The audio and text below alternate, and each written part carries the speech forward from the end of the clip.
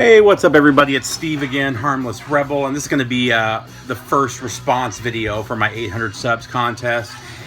So for those of you that are unaware, I hit 800 subs, I don't know, a couple weeks ago, 3 weeks ago maybe, and I want to do a little bit different contest. There's too many contests going around right now, and it's near impossible to keep up with them.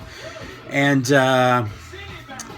I had promised at like 600. Somebody asked me if I was going to do another contest. I said when I hit 800 I would. So I wanted to do it. So I decided to do a Q&A. So I told everybody go ahead and submit your questions, and I would go ahead and answer them. So I got a lot. Let's see, I got almost 4 pages of questions answered. So I'll split this up over a couple of videos. I don't want it to go too long. I don't want a 45-minute video, so I'll probably split it into 15, 20-minute videos. For those of you, if you guys still have any questions, or if you still want to submit some questions to answer, go ahead and do it. If you want to add some questions down to this or to the original post, as long as I get them in before I do the last video, I'll go ahead and add them. So the first couple of questions came from Jimmy M. His first question was, given that most of your content and collection shown is metal and hard rock, what group or album do you own or want to own that is completely out of your wheelhouse? I don't know. There's a lot of... To say that I have one wheelhouse, I really don't. I listen to so much different music. I would love to get the Allman Brothers and the Skynyrd Mo-Fi pressings. I don't have any of those. There's just so much out there. There's a bunch of Eric Dolphy albums that I would love to have on vinyl. There's not... I can't think of anything that's really outside of my wheelhouse. I love music, and I love little bits of all genres of music for the most part. So next question, is there any group or groups that are new to you that you really love in today's generation? Now when I mean new, I mean group since 2010. That's actually pretty easy. A lot of the new wave of traditional metal bands are blowing me away, and most of them have just been coming out the last few years. So, I just bought my copy of the new Night Demon album just came out, or just came in. Night Demon is absolutely amazing. It doesn't get much better than those guys. Trial is another one. They may have come out in 2009. I can't remember, but Trial is another one of them. So pretty much any of the new wave of traditional metal bands are just killing it. So you could honestly I could listen just about any of those. The next one is Mayboy 2, Meyeboy 2. I hope I said that right. How many records do you have in your collection? I don't know. It's at least 2,000, 2,500 maybe. I would check my my Discogs, because I put everything in Discogs, but I've probably got 200 or 300 albums that I just haven't got to listen to yet, that haven't been put in there yet. So I honestly don't know. But I'd say at least 2,500 albums. Have you ever had any good or bad meet and greet experiences? I haven't had any bad meet and greet experiences. All the bands that I've met in person or meet and greets that I've gone to have all been really cool. The bands have been really awesome, or the band members have been really awesome, and I've always had a really good time. One of the coolest ones was the Mastodon one. You can see their album right there, Once More Around the Sun. I went to the album release party for that here in Atlanta. It was at the Planetarium. They were putting pictures up on the Planetarium of just different band related photos while the music was playing. Now the Planetarium wasn't made, the sound system wasn't made for Mastodon, so it wasn't the greatest. but just the experience being there with the band in the planetarium, listening to the album play for the first time, was a really cool experience. And then after that, we all lined up and we got to do the meet and greet and got the album signed and stuff. So I thought that was really cool. That was a really cool way of doing it. One thing I thought would have been cooler, instead of just a little slides and pictures of the band, if there would have actually been like a planetarium type show going on where you could see the universe and the stars and the planets as the music was playing. That would have been cool. But that was a really cool experience. Next up we have Keth Dread. Whatever happened to the record store? It just fell apart, man. I was really excited about that. I had everything lined up. I had the space worked out. What was happening was I was going to buy out one of the local record stores and buy out their inventory, not the record store itself. At the last minute, he just decided he didn't want to sell, and it was just one of those things. Once that was gone, the bank wouldn't do the small loan that I wanted to start the store. And then, so while I was trying to work that out, I ended up losing the space that the record store was going to be in. So it just fell apart. It was just a domino effect. Once one thing happened, another, and then another, and then another. So for now, I've kind of moved on past that. You know, I've got some other stuff in view. And would it be cool to have done that? It would have. Maybe it worked out that it did. Their record stores are starting to pop up everywhere now, and with that, the quality of the stores is going down. We're not seeing the quality of albums, especially used albums, that we once did. And if I was going to do a store, I would want it to be mainly used albums. I love new albums as well, but the stuff that I love the most is digging in used record stores, flea markets, that type of stuff, and that's the kind of experience I wanted to provide. So maybe it worked out for the better for now. You know, we'll see what happens in the future. What did you do in the Navy, and did you spend each paycheck on Japanese pressings when you were stationed in Japan? So I was an aviation mechanic in the Navy, technically. My last 5 years or so, I barely touched an aircraft, though. I worked in quality assurance and did training. Ran the training department for my last command. So most of what I did was training, and then writing the training for the personnel. So that's what I did. I wasn't. It's funny. I got into records. Well, when I was young, I was always into records because that's just what we had. We had records and we had cassettes. That was it, you know. So I started with records only. Then I got my first cassette player and started listening to mainly cassettes. And then when I started playing in my first band, we shared our space with a good friend of mine whose name was DJ Damage. Yeah, DJ Damage. And he was one of the more known DJs there in Phoenix. He and DJ Z-Trip. DJ Z-Trip ended up blowing up and being huge worldwide. But DJ Damage was right there playing the club scene and the house party scene along with DJ Z-Trip back in the day. Anyway, Damien, DJ Damage, was a good friend of mine. He shared the practice space with us. So his Technics, his SL1200s were always in the practice space. And we would listen to records before and after our practices. And I started buying some records then. I went in the Navy about a year later, 2 years later maybe, and I gave Damien my records. I started DJing in Japan.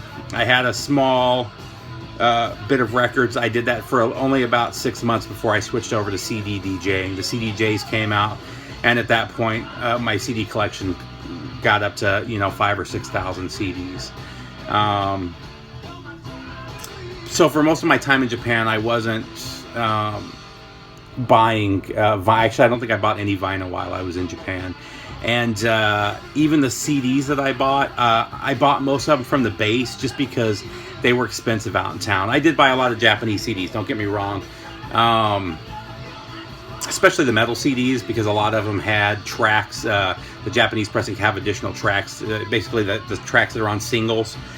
So I would buy those. But when I moved back to the U.S. in 2005, from 2005 to 2008, I sold most of my CDs. I burned all that stuff to my computer. I still have all those files too, and sold my CDs. Stupid thing, but you know. So the answer is yes. I spent a lot of money on music. Most of them were not Japanese pressings, and no, I don't have most of that stuff now. Let's see. Otero 85 VC. What is your favorite jazz record? That is Eric Dolphy, Out to Lunch. By far my favorite jazz album. Absolutely amazing album. I just can't say enough about that one. Eric Dolphy was an absolute genius, and that album is perfection. And it's usually listed as one of the top 10 or 15 jazz albums of all time. The second question, what's the most overrated frontman to work in the hard rock or metal scene? Man, I don't know. I'm trying to think of one that people love that I don't like, but I really like most. I honestly can't. I can't think of anybody off the top of my head. Maybe it'll come to me while I'm doing the rest of these. Let's see. SMF Captain Howdy. How long have you been playing guitar? I have honestly 7 or 8 months, maybe. I've talked about this a bunch of times before. I was a drummer for a lot of years back in the 90s and early 2000s. I decided to stop playing drums, and I just wasn't into it anymore. I'm not. Once I got to the point where I didn't really want to be in a band, I kind of lost interest in playing drums. I still liked music. I just didn't have any desire to play the drums anymore. And about that time, actually probably even earlier than that, like 97 or 98, I wanted something that I could play in the barracks. I did later end up buying one of the first Roland electronic drum kits, but that was, I think, 98 or 99. Prior to that, though, I bought a really nice Fernandez bass from the Yamaha store in Yokohama, Japan, and a little Trace Elliott amp. I don't even know if Trace Elliott's around anymore, but at the time, that was like one of the top amps for all the metal guys. But and I played around with that for 5 or 6 months, and I just didn't play it that often, so I ended up selling it. I don't remember who I sold it to or what happened to that thing, but it was a really nice bass. And fast forward to 2010, maybe, I ended up picking up another bass, this time an LTD, and I don't remember what kind of amp I bought, but I messed around with that for a while, and it just wasn't doing it for me. So I traded that in. A couple years later, I got an acoustic guitar. I messed with it a little bit, but didn't seriously practice it at all. And then maybe 7 or 8 months, maybe a year ago, I pulled out the acoustic again. I decided to take a little different approach. When I started messing with the guitar last time, I was just trying to play songs. I was getting tab books and you know, learning the basic riffs for some of the Metallica stuff, some of the Megadeth stuff. You know, so I was just learning basic, and basically you pick it up and you get bored with that after, you know, 15, 20 minutes, and I never really got into it. And then 7 or 8 months ago, I decided I wanted to actually learn how to play. So I found some lessons online and basically started learning the mechanics behind it, you know, not just playing the songs and stuff, learning the actual chords and stuff. So that's what I'm working on now. There's 8 or 9 chords that I pretty much am just practicing with right now. And there are some songs that I do, but it's mostly songs related to those chords. And then there's some little jazz riffs and stuff that I like to do as well. So, you know, 6 or 7. And I'll go through things where times where you know, I'll practice every day for like 2 or 3 hours, maybe. And there's some days where it's 20 minutes, but I'll go through a period where for a month or so I'll practice every single day, and then I'll go through a couple weeks where, you know, every 2 or 3 days. You know, it just kind of depends on what's going on. You know, at 40 I can't commit as much time as I would have been able to back in, 92, 93, like when I was able to spend the 2 or 3 hours a day with the drum set. So, what's your dream guitar if you have one? So my dream guitar is not really a super valuable guitar. It is to me. My grandfather has a 1952 or 53 Les Paul hollow body or semi-hollow body electric guitar, and it's the one that he used back in the 50s and 60s when he was actually I guess you'd call it a touring musician. He just toured around that area, 2 or 3 hours each way, doing the honky tonk scene in Louisiana. But and actually, I think his band still would get together from time to time, well into the 80s, and he still will pull that thing out every once in a while. So that's my dream guitar. It's beat up and road worn. It's in rough shape, but it still plays. I'll actually put a video, or not a video. I'll put a picture up right here of what the guitar looks like. Not the actual guitar, but what kind of guitar it is. One day I'll show a video. I've got a couple videos of him playing. He can't play that good now. He's almost 90 years old, and so he just can't. He's just off. He knows how to play. Yeah, you can tell that he was once really good, but he doesn't have the coordination anymore. But it's still cool to get him to pull that out. But that's going to go to my dad when he passes away, and I hope someday that's passed on to me as well. So that's my dream guitar. As far as a player guitar, one that I would love to own, they just changed the name of it, but I think it's the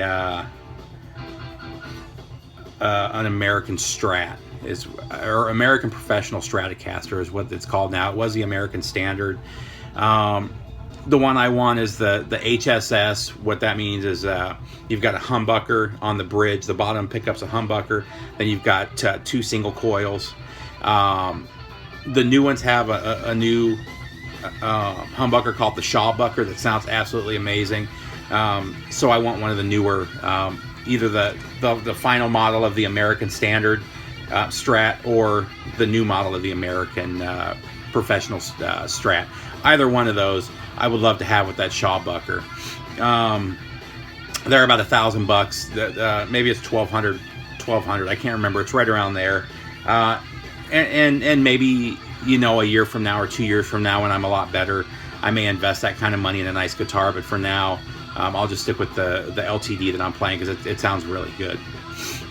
What Grail do you not have in your collection yet? So one Grail that I really want is How the Gods Kill from Danzig. It's my favorite Danzig album, and it's just one that I've always wanted. And I've only seen it once or twice, and they wanted way too much money for the condition that it was in. I'm kind of at a point now where my collection's gotten pretty big. And I've kind of, not to the extent that Brandon has, but I've been going through and getting rid of stuff that's not in really good condition. I still have, but I had a lot of stuff that was just in rough condition and that I would never play. So I've slowly been getting rid of that and replacing it with nicer copies. So it's not worth it to spend that kind of money on an album that's not in perfect condition. So How the Gods Kill from Danzig. What does your wife and kids think of your collection? Are they supportive? I wouldn't really say they're supportive, but they're not unsupportive. My wife has known since the day she met me that I love music, and I've always spent a lot of money on music. Right now it's records. When I first met her, I was still DJing in the clubs. I already had probably 3,000 albums, and by the time we moved back to the U.S. in 2005, I probably had 5,000 or 6,000. At that point, I would buy 2 or 3 albums every single payday back then, if not more. And actually, most of the money that I made from DJing went back into the music or into my equipment. So that's just always been a part of our relationship. She's not into music the way I am. She likes Led Zeppelin and stuff like that. She also loves, sorry, this guy's doing the art. She also loves Bon Jovi. So there is stuff that she's into, but she's just never been into music the way I have. So again, she doesn't. It's not that she doesn't support it. She's just kind of neutral on it. My daughter really likes music. She's starting to get into it now. For her, it's just her walking into the room and saying, "Oh my God, Daddy, you have so many records," or "Did you buy more records?" or you know, stuff like that. So, what is your favorite memory while? Wow. I guess we have a storm coming. I don't know if you guys just heard that thunder. That was pretty loud, though. Favorite memory while being here in the VC. Favorite video, and it doesn't have to be mine. This is John. This is SMF Captain Howdy. He did 6 questions. I'm actually going to finish today's probably with his questions. And it doesn't have to be mine. So my favorite memory while being here in the VC was this right here. That's Double Gonzo Live. That one's signed 4 times by Ted Nugent. That was VCLT from Scott Waters. And that one was a really special one because of the story behind it. And I'm not going to go into that again. But that was gifted to him by a good friend of his who's since passed away. And I know that was really special to him. So for him to pass that on to me was really special. And that was really a special moment in the VC here. So definitely that. And then, let's see. Favorite video? Man.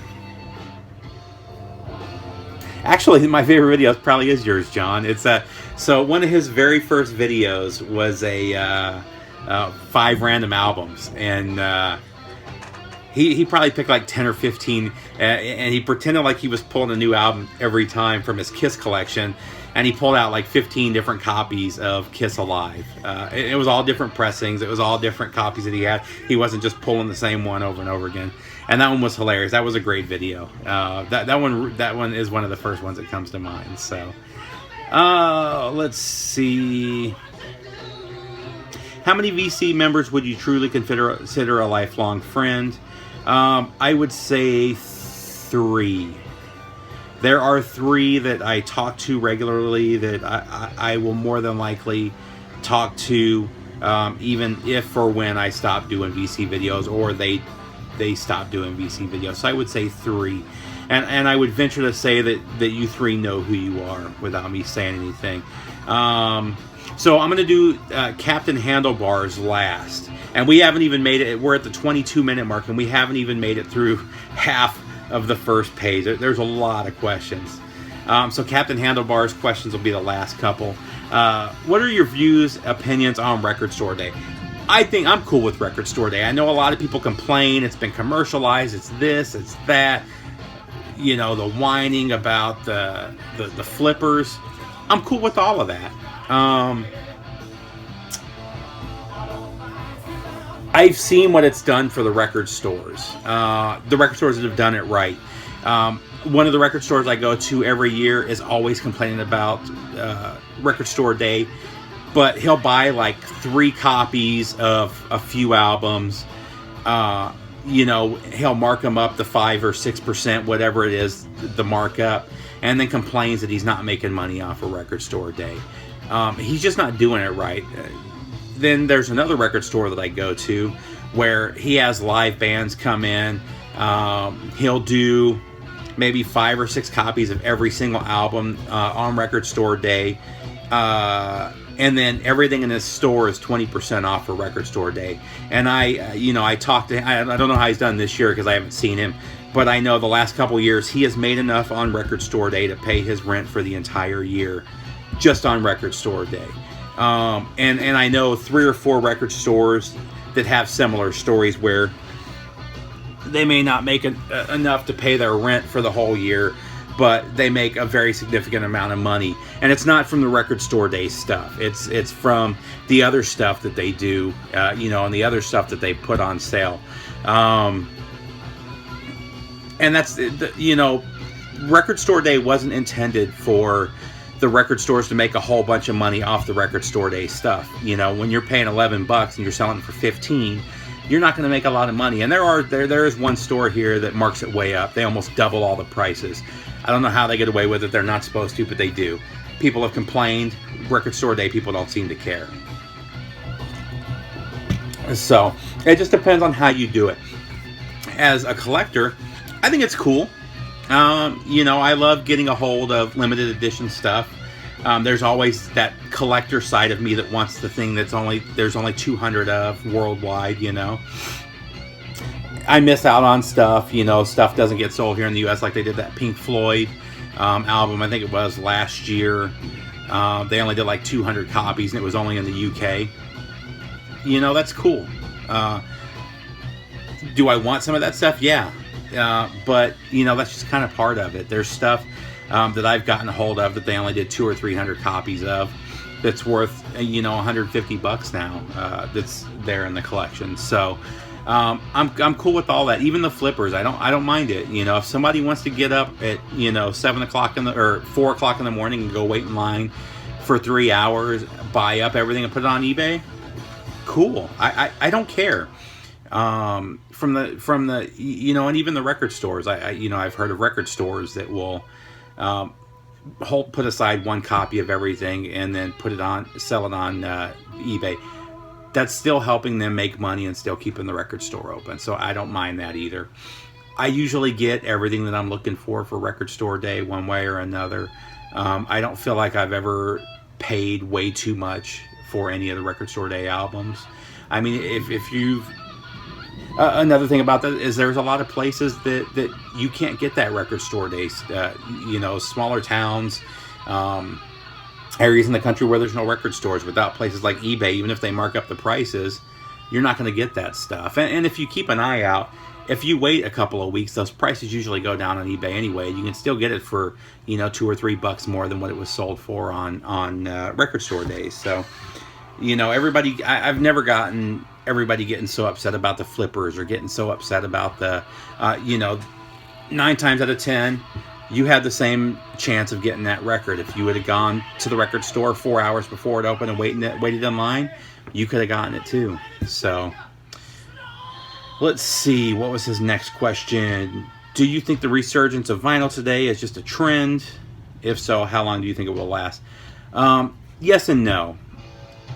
There's those of us that I've always collected music in one way or another, whether it was tapes, whether it was CD. Like I said, I had 6,000 or 7,000 CDs at one point. Now I have maybe 2,000 CDs and maybe 1,600 records. I'm always going to be collecting music in one way or another, and a lot of us in the VC are that way. Scott Waters has always collected music. SMF Captain Howdy has always collected music. Greeno has always collected music. A couple of them have only collected vinyl. A couple have collected only, but we've always collected music, and that's not going to change. And the heavy metal community has always been into tangible. Something about the heavy metal community, the jazz community, those communities. Even with the trend of MP3, those communities have always bought CDs or always bought albums. We've always wanted to own that piece of music. So that's not going to go anywhere. As far as the overall trend, at some point it's going to drop out. I can't wait till it does, to be perfectly honest, so that the prices go back down, because the prices are getting astronomical. The good thing about it, the benefit about it, is we've got more pressing plants opening. We're seeing starting to see some better quality pressings come out, which I think is a good thing. We're seeing a lot of like, for instance, the Iron Maiden albums from 1990 on are all about to be pressed on vinyl for the first time. That wouldn't have happened without this vinyl resurgence. So there are some definite benefits of this resurgence. So. Let's see. His last question was, will hipsters ruin vinyl? No. Hipsters come and go. They always have in one way or another. I think that they do hurt some bands once they become a follower, but the hipsters won't ruin vinyl. So that's it for part 1, guys. Like I said, I didn't even get through the first page, and I've got 4 pages of questions. A couple of these were some pretty in-depth questions, though. So again, if you want to put some more questions down, go ahead and put them down below, or put them on the original video, and we'll get to those next time. Take care, VC. Oh, actually, before I go, and the background, I just ran across this the other day. This is Foghat from the from King Biscuit Flower Hour. I'm not sure when this is from. If you're not familiar with King Biscuit, it was basically a show, a radio show. I don't know if it started in the 70s or the 80s, but I know it went throughout the 80s. And they would play live bands every week. And this one is Foghat. I found this at Half Price Books. And really good quality, really cool show. But that's it. Take care, BC.